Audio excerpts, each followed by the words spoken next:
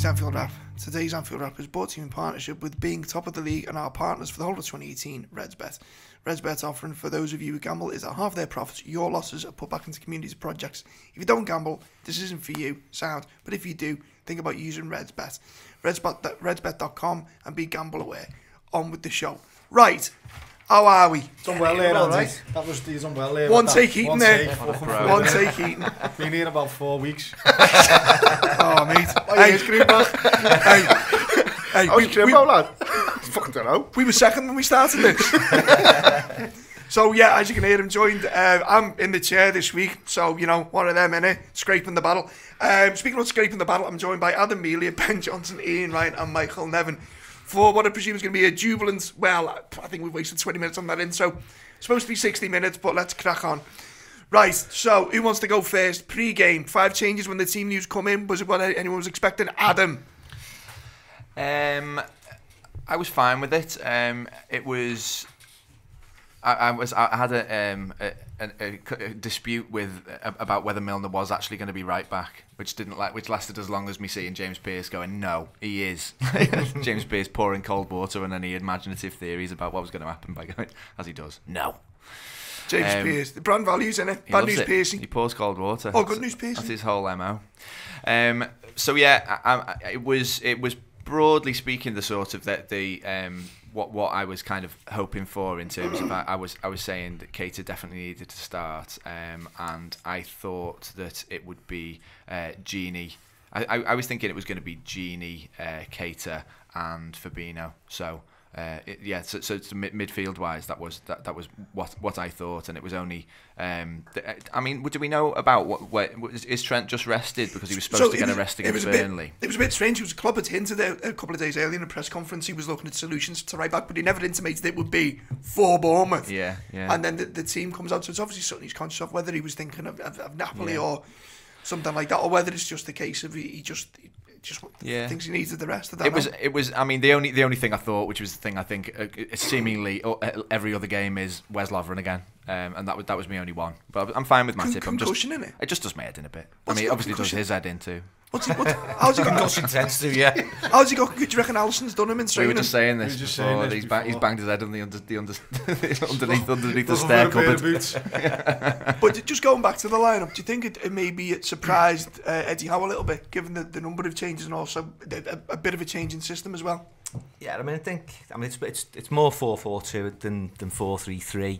I think increasingly now, as you watch Liverpool in these games, and sort of games pan out from week to week, it's actually hard to work out what the system is, because there's so much movement. And I think Shaqiri, it's very difficult to sort of pin down exactly where he's playing, whether he's playing in the front three, whether he's playing more centrally. He drops back into midfield very easily anyway. So he said quarterback on the post-match show, which I thought was good, because it's like he has got wide receivers running when he gets the ball. People start moving. He's just got that sometimes ability, he carries it that 10 yards. He's got that ability to drift quarterback thing. into really sort of interesting pockets of space, and then he's sort of, his MO is that lofted ball now. He's just got that ability to look up, see a pass.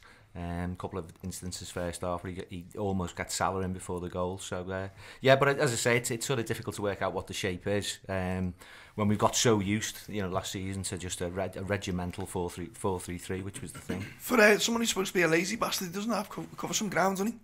I think he's put that to bed now, isn't he? That whole criticism. He just works incredibly hard. He drafted on Saturday backwards as well. Never mind going the other way. He worked really well going backwards, which is horrible. No one wants to do it. It's the horrible stuff, having to turn around and run backwards, especially when you're so gifted on the ball. I was surprised playing Milner right back, just because I don't think he's ever played there before. He's obviously done that full stint at left back, but he's played everywhere, hasn't he? Attacking midfield, he was brilliant, by the way. Yeah, and he just seems to be able to slot in and just do a job. One of the things I really like him when he plays full back, because I think, especially I thought the change against Burnley the other day, it just opens the pitch up and helps you play. He almost had a playmaker playing from the. It sort of widens the pitch, if you know what I mean. And in a way that, don't get me wrong, Andy Robbo's a good footballer. Can pass the ball better than most, and Trent is the same, but it's just different having a centre mid playing fullback as opposed to a fullback whose job is to get up and down the line primarily, ping balls, get crosses in. he does it slightly different, a slightly different role. I think he retains the ball a little bit better. I thought he was great, and I was really made up that Fabinho didn't play right back, because I thought, I've never seen him play right back. I know he plays it for Brazil, but I just think you're going there after 12 kick-off, a position he's not really used to for us, and the demands we put under a full-back position, and then asking him the question, and they're going to try and break on us. I was made up when he didn't start there, to be honest. I think, sorry, I was going to say, in terms of your question about the formation, we did a show on Friday, team talk, and I thought that front six would be the front six, but it was obviously in a different setup, as Mike's alluded to, more of a 4-4-2, but not with flying wingers, lads who were tucking in a little bit more. I thought the Milner one was dead interesting, because you don't really see that coming. It's a bit left field, but he never lets you down. I mean, Jono's alluded to it there. His performance against Burnley was brilliant, and there's other lads who maybe grabbed the headlines that night, but he's absolutely pivotal in that Burnley game. And you're thinking now, as you're going into this busy period, and we find ourselves top of the league, someone like Milner around that dressing room is going to be absolutely invaluable, because he's one of the lads who's lived and breathed this. He's gone through a season where he's won Premier League titles. He knows what it's about. There's other lads in, I think Sturridge has got a league title, but he doesn't play much of a part in Chelsea's title win when he's there. And there's other lads who've maybe been involved in a little bit of a challenge here and there, but he's one who's done it. He's got over the line, and you can imagine him now being a really, really calming influence. But again, what a way to mark your 500th appearance. He was brilliant on Saturday. Jono mentioned there the 12:30 kick-off. It's a bit of a funny one, because Klopp's come out before and said he absolutely hates the early kick-offs, but this one just seemed to be set up perfectly for us. I think that the half 12, we used to struggle with them, but I think away from home, I think they can do you a favour if you're switched on. The home team loses any advantage they've got because everyone hasn't had a bevy. You know, the away fans have all had. It was quiet from their point of view as well, definitely. So the home half 12s for Liverpool, I hate them, because it's flat, because you're running around, you've got stuff to do in the morning, you can't get a bevy, you've got a theory of having 4 pints before kick-off. It's a solid one, because it's just enough to raise you out your sort of, out your comfort zone, almost. So let's talk about Bournemouth for a minute, because there's a couple of things here. They were missing Callum Wilson. Callum Wilson was he was missing late. Everyone presumed he was playing and come out the morning of the game that he wouldn't. And then the other thing as well, Bournemouth have a very distinct style of play, but they seem to change it for Liverpool. I mean, and I don't know whether that's done them a favour or that he's trying to be a bit cute, but Liverpool started on the front foot and never really, I mean, despite, it was 0-0 for the vast majority of the first half, but once Liverpool got going, they seemed to, it was very much in their proceedings. I think he's probably, in fairness to Eddie Howe, he's probably looked at us and thought, right, okay, we do what Burnley done. Let's try and do what Burnley done. Is one sort of way to approach playing against Liverpool. Burnley ran the legs off themselves for 60 minutes and then were cabbaged for the last half an hour, and they couldn't get back. And you could see Liverpool were just like, okay, well, all right, you've scored, it doesn't really matter, it doesn't change nothing, all right, you're going to defend, but you're still knackered. And then we just went through the gears and took them apart. So you're looking at Eddie Howe's probably thinking, well, if we do the same and we don't score and we're missing our top striker, then chances are we're going to be knackered, we're going to punch ourselves out, and then they're just going to hit us on the break. So maybe we'll just try and stop them playing. But this Liverpool team, that's the best. I think that's the best we've played all season, in fairness to us, and we just didn't give them. They still started brightly, they still tried to push, but we were just popping the ball around, and you could tell we were on it. Do you think they got older again, didn't we, and sort of got into a measure of control? And they I actually thought first 20 minutes we were struggling to sort of create very much. There was that one loop ball into Salah where he just doesn't quite control it. But I think one of the interesting things about this Liverpool team this season is they have been able to score goals out of nothing, without any sort of conceivable build-up of pressure. And also as well, Salah's ability now he's developing the art of a goal poacher, as well as this sort of flying winger, cutting in from the left. The amount of times where he's snaffled goals, traditional strikers' goals. I mean, that one on Saturday, it's about as typical as you can get. Goal, lad, isn't it? Yeah, exactly. But before we get onto the goal, though, I mean, the thing that stuck out for me, and especially we done it earlier, Burnley, and again against Bournemouth, we seem to have a maturity about us now. Like maybe it's the Milner shout by Milner was played in to get him on the pitch there.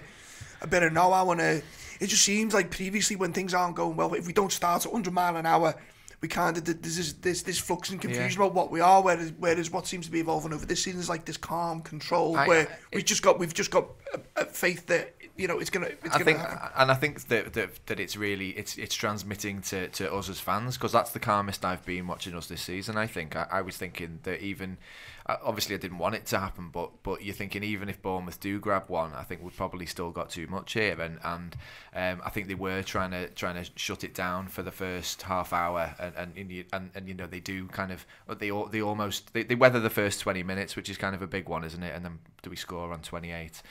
And from then on, it is just there is a real calm, assured quality that even if you just think that if we give something away, if the ref gives them a pen, or we concede one like we do, is a slight mistake against Burnley, you just think there's probably just going to be one. And I think there's a lot of it is that if we concede, it just feels like we're not going to concede more than one, and that's a brilliant place to be able to build that calmness from. I think just to the other point to make in relation to how it settles the fans' nerves, but also the players' nerves on the pitch, in terms of there's little times in that first 20-minute spell. I think the young lads, Brooks as it gets in and has the chance, and it's a smart save from Alisson, and years gone by, you can see a scruffy goal like that go in, and then us think, your natural reaction when you can see the horrible goal is to think, what do one of them? What's up with if you're a midfielder or an attacker, what's up with them? Every time someone goes near our box, they get a goal now. We're thinking, we're going to defend well. It doesn't really matter, because we've got this giant in goal. Even if they have a shot, he's playing at a level above any keeper we've seen since Pep Reina's first year, maybe second year, but then after that he sort of drifted away. So there's an interesting parallel with this, because one of the biggest examples of us panicking and having a flap was Ryan Fraser a couple of years ago when he come on for Bournemouth. And it was Maradona. And because he breaks through once and everyone has this mad panic. But John spots on. We've suddenly got these leads. You've got Virgil there, and you've got a goalkeeper who's so good he doesn't even have to catch the ball. He can head it. It's. I think the first 20 minutes a little bit surprised me, because I always think Bournemouth are one of those teams where you enjoy playing against them because they give you opportunities, they give you space to play in, they back themselves, they're an expressive football side. Eddie Howe's a certain style of play. But they didn't. But first 20, they come out, they get two lads booked early doors, and they try and make a bit of a game of it, but you never feel it's really their natural game. And, I always thought Klopp's plan was to get as many attackers really as he could on the pitch and blitz them within 60, and then look towards that Napoli game. And he has four lads on the pitch there who are all wonderful footballers. You've got Shaqiri, he's dead bright early doors, he's playing with his head up all the time. Mike alludes to the fact that he's always looking for that chip in behind. And I thought Firmino probably one of his best games he's had, and he's really stuttered this season, I think, in a majority of games, but you start to see real green shoots there where he looked like his old self again. He's nicking it off players' toes. He does a great defensive header at one point. Yeah, he's all over the park, and he's instrumental actually in the first two goals, and certainly in the first one. Yes, you can look at the goalkeeper. I think he should do better. He should push that wide and certainly keep it out of danger. Yeah, but he's shite though. But he's not the best, and it was one of those days where it kind of suited maybe having the odd long shot, because the grass, we could see it with the water, there was loads of water on it and stuff, and for me it just takes a speculative effort and he can't handle it. And then as Mike said, Mo Salah's Johnny on the spot, little bit of luck, it is offside, you have to say that, but you weren't your luck, and you even felt if that was ruled out, it wouldn't have made much difference. Liverpool was starting to find the grind, Martin Tyler wouldn't have had anything to complain about. Starting to find the groove by then, so it was always inevitable, he felt. Liverpool's grip was strengthening when the goal come. I think that's fair to say. Just on the goal, what I think does Begovic is the Firmino takes it with his left foot. He's just not expecting it. If you watch that goal back, so to get on the edge about it, but he's not set at all. I mean, Begovic is a poor goalie anyway. And you look at decisions going our way, decisions that we haven't had go our way, and it is marginal. And as you said, it was coming anyway. But we agreed on Bobby. And then once Salah got one, it looked like he'd get 100. He was sharp, wasn't he? He was fast, and he looks physically stronger this year than he did last year, like his upper body strength, and it's almost like he's had to learn to play with his back to goal a little bit in that centre-forward role there, which he's done brilliantly. He's taken a few knocks as well. He is, but all them little pop-offs where you get into feet and then he'll just touch it first time, and then it goes into someone else's feet and then it's touch first time and then we're away. And he does great for the first goal. It is offside, but he does really well for it to look like it is an offside, because he does check his run. It's dead easy to just drift once you're in an offside position, to just stand still and watch the shot and think it's going to go in, but he checks his run to try and stay on, and then goes as he hits it. And yeah, he's offside, but he makes the linesman's decision hard because of his movements is so good. And then second half, he was fantastic. So as I say, sorry mate, he looks stronger. He looks like since what's gone on in the Champions League, since the back end of last season when people were literally grabbing hold of him, you know, in games. I think it was Newcastle at home, or was it Stoke? Someone at home, they were literally grabbing him around the shoulders and saying, "You're not going anywhere because you're too dangerous." So, and he's now giving it one of them. Get off, you know, with you. We're going to get into that second goal and what happened just before he scored it, but I just want to dedicate 5 minutes to Alisson's header. It was sublime. Anyone? What I particularly liked, he could have caught it. Do you think he knew he could catch it and thought, fuck it anyway? I think you wonder whether he's intelligent enough to go, these referees are so shite that if I catch this, they might just say I can't catch it and give a free kick, so I'm just going to head it because I can head it, and I'm look at the size of me, I'm about 9 foot by the time I've jumped, and I'm going to need this fella right in the chest as well while I'm at it and get away with it because I'm a keeper. But I mean that's the thing that told me when you watch it back, the other fella jumps in the air and he still catches him just under the armpit. Yeah. The air is absolutely ridiculous. Honest to God, I think he played him centre half and he still get away with it. He's just so unflappable, and absolutely nothing in the game seems to bother him. And we talked about that save early on. That's become routine, and I think we've almost begun. This off the back of the save against Burnley as well. Well, that's it. And he's made saves in the derby. I think. By the way, I like Mike Nevin's save like reviewing, because you always think that when people say smart save, it's actually a better save than a smart save. Jono just said it there. Yeah. So I'm furious with that. But I think my definition of smart is better than yours. But I mean, but you think that people underrate goalkeepers sometimes, don't you? I do, and I think it's concentration levels as well, because he doesn't have an awful lot to do. Liverpool don't concede many chances, and yet if you look back over the last 6 or 7 games, you can pick out 1 or 2 saves in every game that have come at really, really important times, whether it's 1-0, whether the game's still level. I think I've seen the stat where the game we're within 1 goal and his save ratio is ridiculous. I read the stat earlier as well. I think he's got something like an 86% save ratio, which is incredible. That. So I think he's getting into that space, and Mike, I'll stay with you on this because I want your opinion on it, where he's getting into opposition strikers' heads now. Yeah. Where he's making opposition strikers blink before they've even played. Remember when Schmeichel was at Man United? He took the words out of my mouth there, and you know, if you're looking for a goal and you've got this fella who you expect to make saves, that affects your mentality. Yeah. I don't know what Adam was about to say, that you start aiming for different places. Yeah. You've got to get it wider. The one I remember was the 2-legged semi in the League Cup against Chelsea in Courtois' first season, and our players were for all 2 legs trying to hit the postage stamp because they knew he was saving everything at that point. And I think we are getting into that point with Alisson. I think the other side of that, just with your keeper, if you're a keeper who's playing in front of a defence, that doesn't offer up any big clear. We're not even letting them get the chance to hit the postage stamp, are we? When they do get a chance, they're either going to snatch at it, but as you say, they know in their heads, well, we're only going to get this one. We might get another if we're lucky, but not really. You know, that affects people. That affects your confidence, your ability to score. Feels like a long time since we were questioning whether the goalkeeper position is just, you know, maybe there's just no good goalies anymore. We were saying, nah. But there is one. Just on that. Turns out we just had crap ones. Who knew? I love your new I'm still having the same conversation. I'm the only one now. Just on that, the sign of that keeper is that he can go 80-85 minutes with nothing to do, but when he is called upon, he is capable of making an unbelievable save. And you know, Adam there, he's alluding to how shite Melia was, and we can all get on board that, but there were times where his concentration levels just weren't good enough. They just weren't good enough, and when you are called upon, you've got to make those big saves. And is it concentration or is it pressure?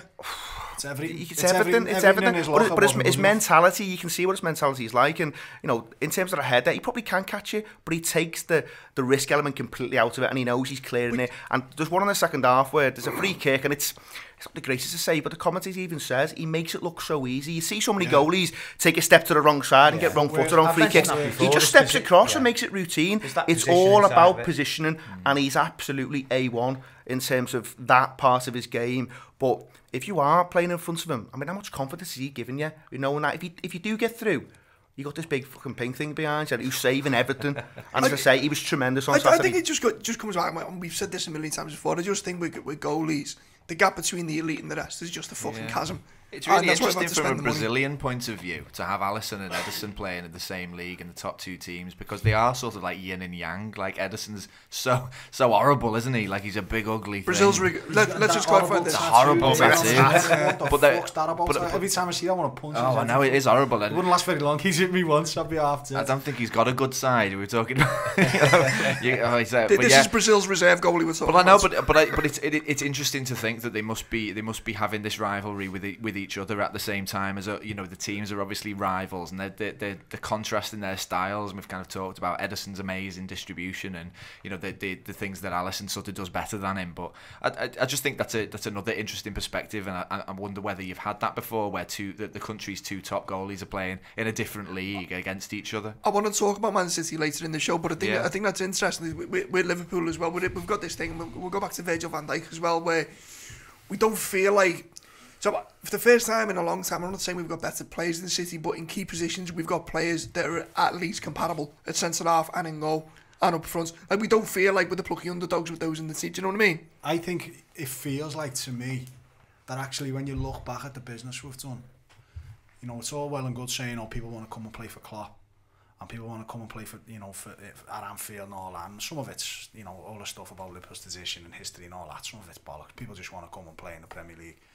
But actually, what it looks like with Alisson and Van Dijk is they've had a look at it, had a chat with us, and said, actually, I want to go there. Do you know why? Because they look like they're going to win stuff.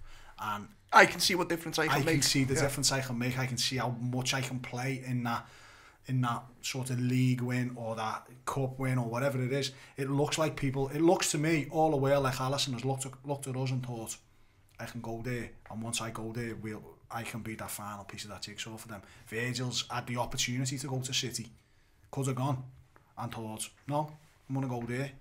And as a fan, you understand that, and you start thinking, bloody hell, maybe this, like Saturday night, Man City getting beat, my head went to shreds. I was a mess. I was wandering around the kitchen like a fucking lame duck. I just didn't know what to do. I was like fucking pecking away, washing the dishes, opening cupboards, washing dishes again. But looking at it, actually looking at the decisions some of these players have made to come and play for us, and you think, okay, now we might win this fucking league here. And I don't know. It's just you can't praise Alisson and Van Dijk enough for the impact they've had on the remainder of the players in the squad. Their sense of what they have to do to win a match, it's not as much anymore. They're like the grown-ups in the room, are they? Yeah, but it reduces the responsibility on the likes of Salah and Firmino and Mane and your centre mids and whoever else. It reduces the obligation on them to get us out the shit because we're not making them mistakes. I mean, we stopped talking about the front three. I mean, that Yeah. was something that was just constantly in the conversation. The front three is not firing, but now it's just a complete football team, and there's always that talk about spine and goalkeeper, centre half, midfield, and then forward, and every single one of them is top class. But it does bring out the best in other players as well. And then you get Robertson looks top class to me. People going about his work rate and his engine, but he's a bloody good footballer as well. Right, back to the present, because we only got to the end of the first half there, and now we're going to talk about Mo Salah for 3 hours. The second goal. Steve, but the most impressive thing was not the finish. That, although it was a really good finish, like into posted stamp right into the corner, talking about hitting angles. To carry on when Steve Cook's trying to rip his Achilles out, shows you, as you alluded to before, the strength and mentality. They're like absolutely ice cold blooded killer. I just think, it's that must have really hit. He winces, doesn't he? He's got a 13 stone fella stood with all his weight on his back leg. That hits. It was a naughty challenge. That it was moody. He should have been booked anyway, regardless. That it does, and that actually worries me a bit because I don't think Salah gets enough protection from referees, and I think people are just going to try and kick him all season because it is. I don't think you stop Salah and you stop Liverpool, but bloody hell, he does score every game. So but there was absolutely Real Madrid knew it. Zero chance of him getting the ball when he goes for under that. the letter of the law, you could argue it's a red under the letter of the law. He's made no intention of trying to get hold of the ball. His first thought is, I'm just taking this lad out and I'm going to rake his Achilles and see what happens from there. That's the thing that's on me, and it's not like I've been that dog every I've seen it, Jono. And the easy foul to do is to just trip his leg and then say, referee, I'll take me yellow. I've cocked up. you can understand my position. It was the intent behind it. The That was intent was, malicious. I'm just, all right, well, I've given the ball away, but not only that, I'm going to stand right down your Achilles for you, see if I can get you off the pitch. It's a horrible foul. It's really painful, and it's difficult to see from the referee's point of view. That's why people stamp on Achilles, I think, and you've seen it, but you know. But then he had some rough justice there, though, in the space of about 5 minutes. His beard left him. He scored a noggin. His house burnt down. He gave the ball away 3 times, and Salah sat him on his arse about 15 times before he scored the last goal. One thing as well, and I don't even know whether Salah was aware of this, but Cook tried to do him again and hurt himself. Yeah, and then Salah put the ball out. I don't know whether he was doing it to him. Go, you fucking shit. But on the goal as well, it's Cook who gives it away. So Firmino pinches it off and he intercepts it, and he sets Mo Salah away, and that's where you're thinking, back to the old Bobby, that's what you want to see from him. Yeah. And then the mentality of Mo Salah, I mean, loads of forwards there are probably just thinking, I'll just take the free kick, because there's loads to do. There's still loads to do. And all right, there's a little bit of luck, it flicks off someone, but it's superb from Salah. And then, as he said, the third goal, I mean, fucking hell, be fair, Mo, come on, you're playing a different game, lad. I mean, people have said, haven't they, you know, I know the fans get upset when people start comparing it to Messi and stuff, and no one's saying he's as good as Lionel Messi, but there's so much about Lionel Messi in those two goals where he is sitting lads on their arse, and it's obviously left foot and stuff. It's genius at work, you've got to say that. We get to the third goal, his hat goal in a bit. I want to talk about Steve Cook's soggy there. Is it, I mean, for me, all right, own goals are unfortunate, blah, blah, blah, but these things are starting to happen for us now. We're just terrifying the life, the speed and the movements and the cross. I mean, the cross from Andy Robertson, you mentioned Andy Robertson before, the move to free up the space for Andy Robertson to cross, and then the cross. You know, these things are going to happen for you. Robertson works really hard because he gives the ball to Fabinho, and then he gets properly on his bike and shows Fabinho well between the two of them. But there was intent on the cross as well. Yeah, and the ball to Robertson's great, and then the cross in, just it's so dangerous, and it looks a goal all day. And it's funny, the spectacular scorpion kick at Oggy. It's a great finish. It was great, but the thing you said there, Andy, you know, if you're playing in a game and you give the ball away, and then you try and foul someone, he carries on running anyway and slots it. Imagine your head. So then the ball comes in, you're not set properly. It's a dangerous ball, don't get me wrong, but you're not set, and it's part of the mentality of facing the Liverpool side is that his head was kettled. His head was burst. It was like, oh, what am I doing? And he's a cracking finish, though, isn't it? Great goal. It was magic. But yeah, I mean, he just got legs everywhere. It was funny. And then imagine him in the changes after, the people are just patting him on the head. He's not saying not just rubbing his head. Never mind, lads. Try again next week. So when he done himself, when Cook went over injured, do you think Mo knew and he was just rubbing it in even more? Yeah. I think you thought Salah might have done him on purpose, didn't you? Yeah, he toes him in the Achilles back, I think. There's a bit where Cook's down injured, and when it showed it was like, oh, accidental there. Like, not sure. I think he might have toed him in the Achilles. See, I've got this thing with Mo because he comes across happy and smiley and dead polite. He's mysterious, isn't he? I think he's a little cunt, you know. I think he's got it in him. I think he's got it in him to be a little. I don't think you can play there without having an element of nastiness in you yourself. I'd like to see it a bit more. That's the only thing, and it's the thing for a number of our players. I'd like them to be a little bit less honest and a little bit more horrible sometimes. Yeah, starting to come through though from Salah. It almost looks like they've.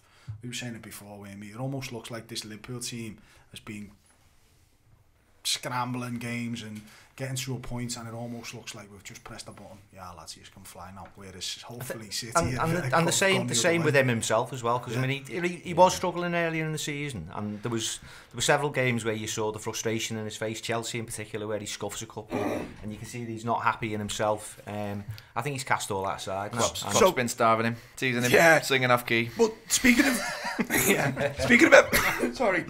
speaking of evolution and pressing goal at the right time, I want to talk about Keaton Fabinho. What nearly said then? Keaton and Fabinho. Is this look or design? What's out them suddenly coming in and finally hitting and looking like they're hitting the straps? I think it's design. I mean, you know, that's the first Premier League starter, and I thought there was a really nice balance to that midfield. And they're not playing in that 4-3-3, but I think you'll see a lot of Keita, Fabinho and Gini Wijnaldum going to the second half of the season. The manager's probably said, lads, you three are going to be my go-to three for a lot of these big games, second half of the season. Fun boy three, if you want to call it that, and I'll go with it. But there's a nice balance to it. I mean, don't get me wrong, there'll be plenty of game opportunities for your likes of your Milners and your Jordan Hendersons in there. But in terms of balance, I mean, Fabinho's giving you that protection, so you can allow your full-backs to push on. You've got two good centre-halves, especially when Gomez comes back. Your full-backs can push on. And if you've got kind of Gini and Fabinho protecting there, and you've got Keita operating a little bit further forward, looking for those pockets, then that does look like a really nice, balanced Liverpool team. And I think on Keita, you see two flashes. I mean, he makes two lads, doesn't he? Within a space of a second, dead early on, humiliates the pair of them.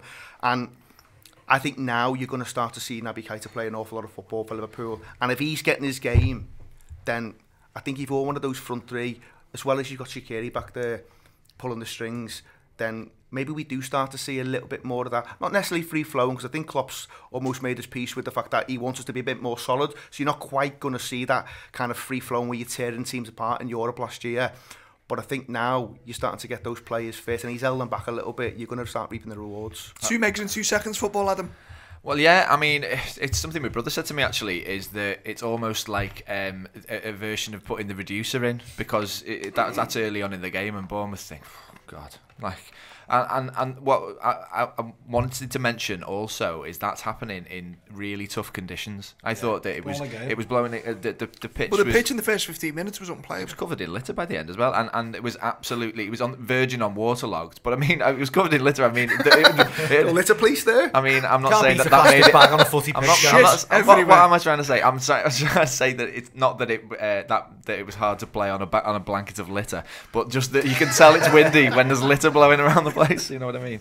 But fucking crisp packets everywhere. But yeah, so Keita, I thought Keita was quieter. I thought we were okay for him to have a quieter game than against Burnley. I thought Fabinho was probably more noticeable than him.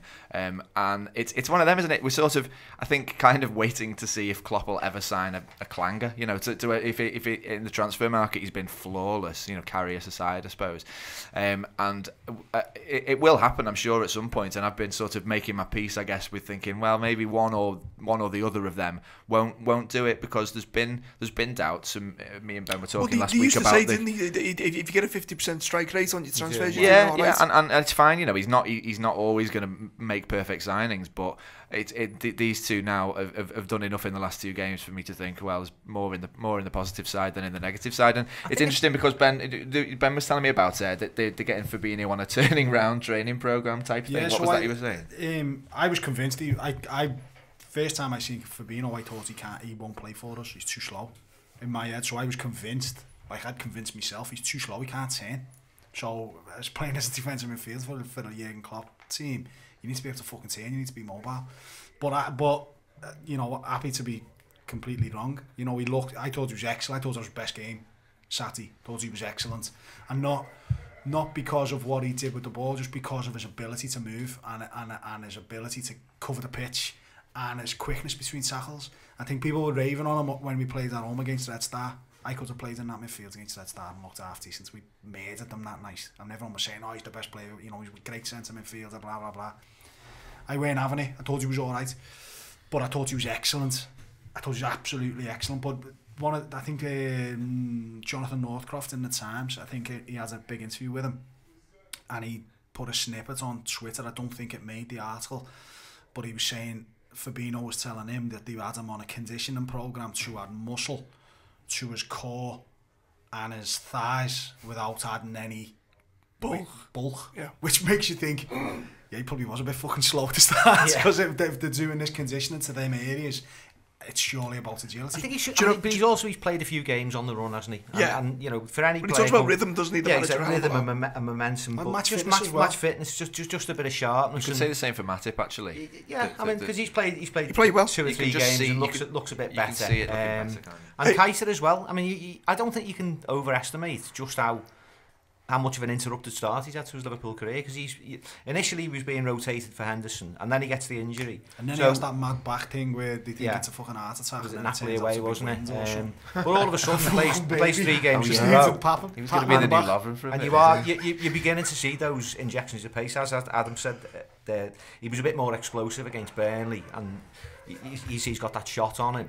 But I thought he was quietly efficient on Saturday, and I think certainly Fabinho, I think he's got kind of astute pass on him as well. I was going to say, but you know what I like about him is it's not so much astute, but his weight of pass. Yeah, he's got a lot of softness to him. I mean, he was playing in the side of the midfield that we weren't attacking the most down, but it meant that Bournemouth couldn't do anything down that side either because he was there. I thought he opened up the other side of the pitch for us to mean that they couldn't just sort of focus on where they thought we were going to come from, because if we wanted to, we could have come from there as well. I think the other point about Keita, so, like, I thought he was a little bit quieter today as opposed to Burnley, but imagine being them lining up against him and having not really known much about him, but before the game they'll have had a highlights reel of his Burnley game.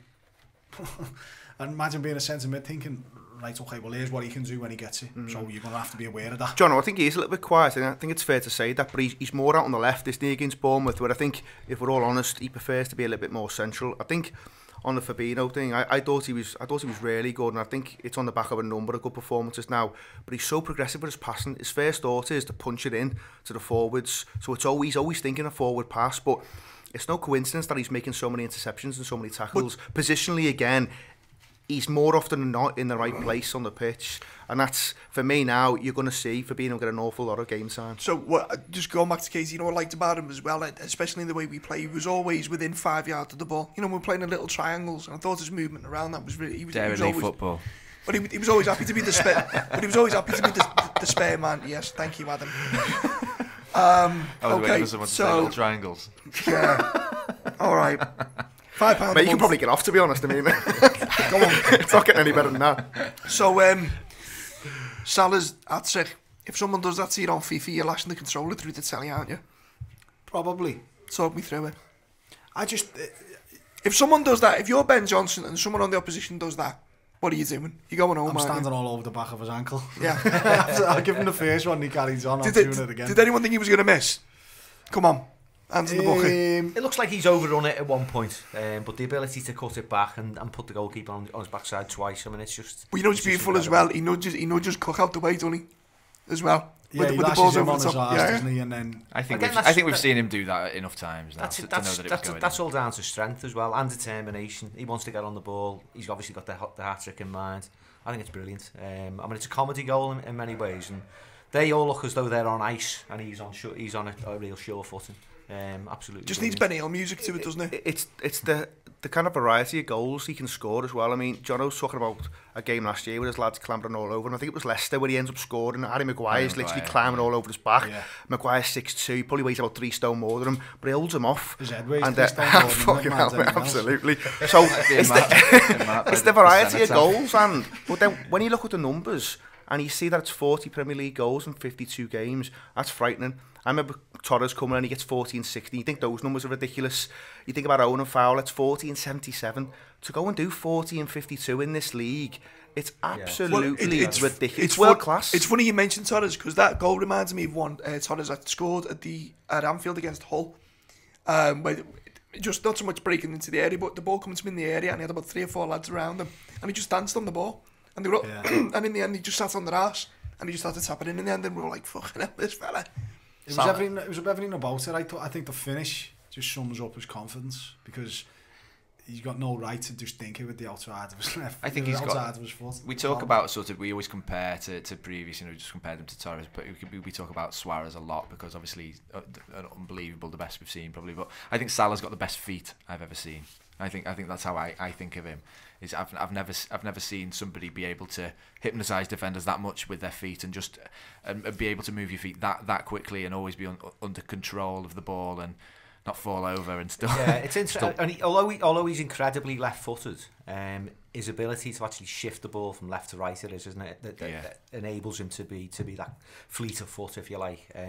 But the goal scoring record, I mean, he's ruining the reputation of all my heroes. You think about these Liverpool legends and the number of games that it takes them to get to 50 goals, the number of games it takes them to get to 100 goals. I mean, he's ripping it to shreds. What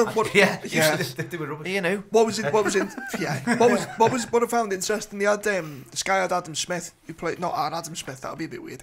Adam Smith, who plays for Bournemouth, in the studio, and they were asking about Salah after the game, and he just went, and they were like, what can you do to stop him? And he just went, when he's like that, not a lot. You can't. You just got to get on with it. That's what in fairness to Eddie Howe after the game, he said, you know, what did you, how did you get on, blah, blah, blah. And he said, look, you come up against someone like that, in that form, there's not a lot you can do to stop him. You just have to accept you're going to get beat because he's that good. So moving on, that win put us, according to Sky, temporarily top of the table. I guess nice everything, touch, isn't it? everything in football's temporary in a way, isn't it? Never stops. How long is temporary? Might be temporarily top in May until September. I was talking. We get onto the City thing in a bit, but I was talking before the show with Mike about there's this weird, I wouldn't say mentality is the right word, but the weird feeling around Liverpool at the minute because no one's feeling the pressure of being in the race. You know, we're not doing our own heads in, but at the same time, it's like we're in this nice little bubble, like with like almost handily placed, shall we say, Michael Nevin? Yeah, well, I'm in more than handily placed. And the interesting thing now is the fact that we've got a lead on them, and it's about how they react because predominantly we've been chasing, and the pressure of having to win game in, game out. I mean, you can't underestimate that. The way that we've taken 9 points in a week, predominantly under pressure. And I was saying to Andy before, I just wonder whether as this season wears on, where there will be more points dropped as teams just get a bit more tired, as the league race becomes that little bit more intense. Is the key in it keeping pace now? I think, well, yeah, but equally, I mean, Liverpool could quite easily go 5 points clear or 4 points clear. Should City drop, like a point in another game, and then you'll really see exactly what they're about. And I think the manner of their defeat on Saturday as well was quite telling. Because we've talked about the pressure that we've been under, but we've underestimated the pressure that they've been under because we just pursued them relentlessly, game in, game out. Mike, I think on that, I mean, in terms of Liverpool's win, loads of people spoke about it as just a professional win, but I think it was much more than that. And then it was like a statement of intent to say, this football club's not going anywhere. This football team's going to push you all the way. And if you're Man City, you're going to have to go and earn this. And don't get me wrong, they earned it last year because they get 100 points. And you can't really argue with that. But I think just on that, John, they get 100 points and you can't argue with that. But they're playing without pressure from about November onwards. And as Mike alluded to there, you put pressure into a football side, it changes the whole dynamic. So all of a sudden, I'm watching them against Chelsea and you're thinking, well, hang on a sec, that second half, is the wide forward prepared to go and try and beat the fullback and risk losing it? Are those centre halves going to be brave and bold enough, like they were, where they're punching balls into the forwards and risk an interception and getting it cut out? And that's where it's all changed now. All of a sudden, you're chasing the football side down, and can you live with it? So I think now it gets really, really interesting. Yeah, no, I take all that, but John, I want to talk to you about this. It was the way it was framed, the results early on, as if it was City would have been the early kick-off. They wouldn't have been, and in our situation, it would have been referred to as temporary. It's kind of, I don't know, no one's not taking us seriously, but no one's putting that expectation or weight on us. But I think because City have looked so imperious all season, pretty much the only points they dropped before Saturday were like Wolves away. Yeah, something and not and a draw with us. Do you know what I mean? They missed a pen against us in the last minute, and they have a goal disallowed against Wolves or something. Do something else that they hit the post or something that stopped them getting. It was a mad harem scarum early season game that so was. I think in that context, I think everyone's just assuming, well, City will just keep being this good all season. You talk about context though. I mean, and you look at City. City were lucky to get away with it. Watford, I know they started really well against Watford, but Watford could have easily got a draw.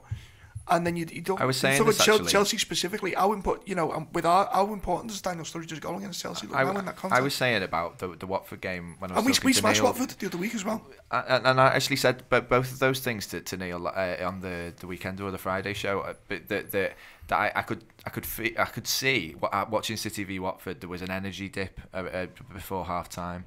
And Deeney nearly scores just before City make it 1-0, and you could see the same dip, and I think McManaman calls it as well on the telly. You can see the same dip just before half time, and McManaman said Chelsea need to hit some long diags, and then they literally do, because you can't City keep you penned in, don't they? They keep you hemmed in, and you can't break out. The reason Ederson's made such a difference is because you can't break out with a long ball because he sweeps up everything. So the only thing you can do is long diagonals, and that's what they do to Willian. And it is you can sense and the underlying numbers have been saying that City have been giving up a few more chances and not creating quite as many, even though it hasn't quite looked like that.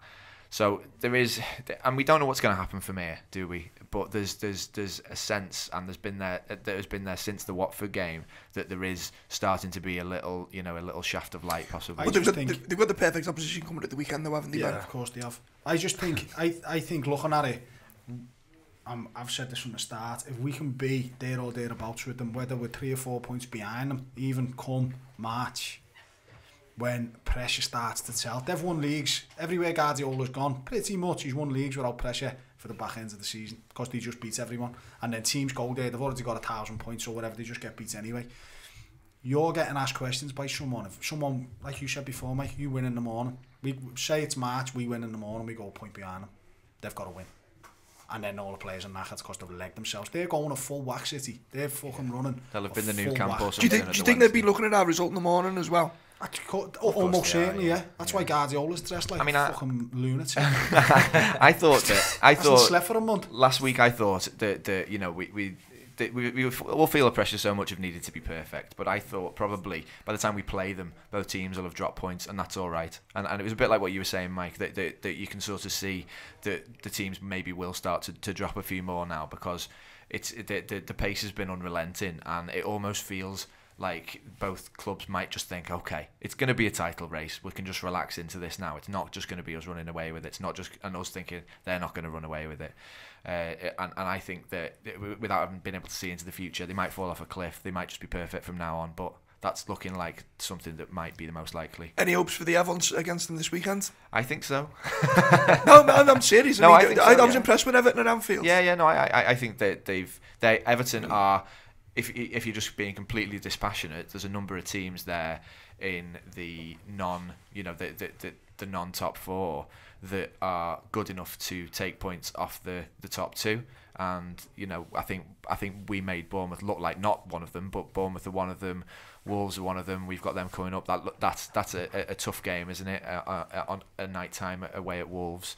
They're all tough, Adam. All tough. But they're not all tough. But some of them are, and I think Everton is a tough game. Everton look all right to me, and it's not like they've got Duncan Ferguson playing for them, or even a Ross Barkley who kind of scores against City and then apologises to the Gladys Street. They haven't really got that sort of scouse. The players.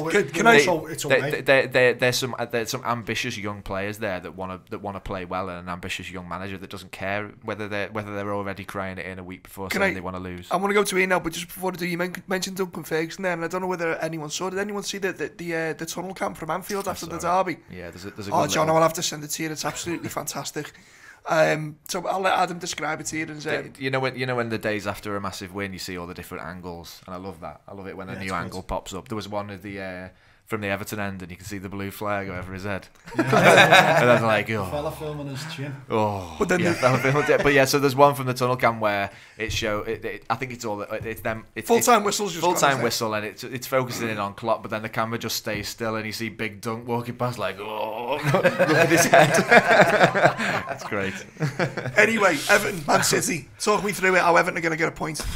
I mean, one thing you would say is it's an half-12 as well, and we've already spoke about Liverpool not enjoying necessarily half-12s, kind of going back a number of years. So that's maybe one where they're not quite as up for it, but you'd have to say you would fancy City to go and get the 3 points. But it's one of them. I mean, they get more injuries now as well. David Silva goes off. And when Fernandinho went down injured, for a minute. You could do it a few more, but I thought, don't get me wrong, there's loads of goals in that team, but they missed Aguero against Chelsea. There was just no one there clinical enough, and Sterling's been great, and he scored loads of goals, but you see that chance he has early on, he should score. If it's probably Aguero there, he probably does score, and it could have been a different game. De Bruyne's not back yet, he may take some time to kind of adjust again. He's had a couple of really bad injuries. Obviously Mendy left-hand side, having to play Delph there. So there's one or two things happening where maybe it does give Evan a little bit of a sniff, but you'd have to say, on paper you would fancy City to go and beat them. Obviously we've got our big game that we've got United at Anfield, but before that we've got Tuesday to contend with Napoli. Tell me we're going to go through. Come on. What's happening? I don't know, mate. Actually, I think it's... I know you really, really, really, really, really want to go to Azerbaijan. I do want to go to Azerbaijan. I think it'd be good. But I actually would rather win the Champions League than the Europa, obviously. But back Lewis side. Insight there, mate. I love it. But I know, mate. I'm telling you, sign up. But I don't know. They're a good side, and I know sometimes you get a feeling. Yeah, we got like most of the time you're going into European at home that we need to win. I normally have a feeling like, yeah, this will happen. But I think us being top of the league doesn't necessarily do us a favour, because I think it just waters down that appetite very, very slightly for the crowd to go berserk, because almost like last season, it was the thing we had in our season. It was the Champions League. That was it. This season, it isn't as much. And don't get me wrong, I really want to win. I just don't feel as confident as I would normally. I don't think. It's just a difficult situation, isn't it? Because obviously it's not about just winning the game. Even if you get 2-0 up, then the danger is they score and you're kind of done for. And also the fact that they're a really good side. I think they are. I think we flattered. I think they showed that in the first. They showed that in the first leg when although it was people were saying had we held out, it would have been a good professional away performance. I thought we were off. We played poorly, but I think they made us look poor on the night. I think they're a decent side. That's not to say that Liverpool don't go through. I sort of agree with Jono as well. As much as maybe it takes away a little bit of the intensity from the crowd and the fact that we're all invested in this league race, I think mentality-wise for the players as well, that's also the case a little bit. I think so. And I think you can sense it. It doesn't feel so critical, does it? And so many seasons we've had it the other way round, where you're sort of thinking like, why can't the players get up this much for the league as they are in Europe? And now it's the other way round this season. I think there's been 3 games probably now in the Champions League where we haven't performed to our level. You know, the Napoli away, Red Star away, PSG away, and I do think there is a percentage of less focus on Europe this year, and I'm all right with that. It's just and I think we'll go through. I just think it's impossible to focus on both. It seems like it is anyway. Without a Man City style squad, it seems like it's hard to enough. Focus on one or the other. You know, sort of 16 league games in, and you felt the intensity and the pressure of winning every game there. Then you throw into the mix the idea of having to get through in Europe, and then potentially what that does in the second half of the season if you're then playing knockout football in the Champions League. And if the Europa League wasn't such a bind, then you'd almost. Well, I mean, that's the big thing, isn't it? That's the big thing. If we could, I mean, talking like we're going out already here, but you know, that's not necessarily the case. But if we could engineer an early departure from the Europa League, and you've got the league as the focus, then that just gives us a better chance of winning the league. But you saying all this, there's absolutely no chance he doesn't go full strength tomorrow night, though. I know. No, he does. He goes full back. It's just one of the.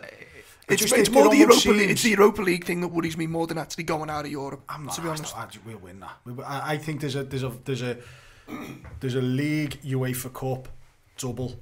We've got a history of them, haven't we? Yeah, we love doing them. Whereas I just this season I just don't see us winning the Champions League, which sounds like a stupid thing to say, but it did last season. Of course, you could see the path to it last season. Well, you know why? I just don't really see us. It doesn't feel like this season it's there. You don't feel geared up for it. Yeah, like the away performances alone would make you think, okay, well, what happens if we get so and so in the next time? What happens when we go away? But you know why that is, don't you? They've looked at him in Madrid. That's easy to get to. Fuck that. Don't fancy that. It's in the middle of fucking nowhere. It's in Fallujah. Yeah. So when they're playing it on play it on the moon. Oh yeah, we'll be there. Fucking storm through. It's so hard to go deep in both, though, isn't it? You know, even City last year, obviously they go out the Champions League, yet they win the league.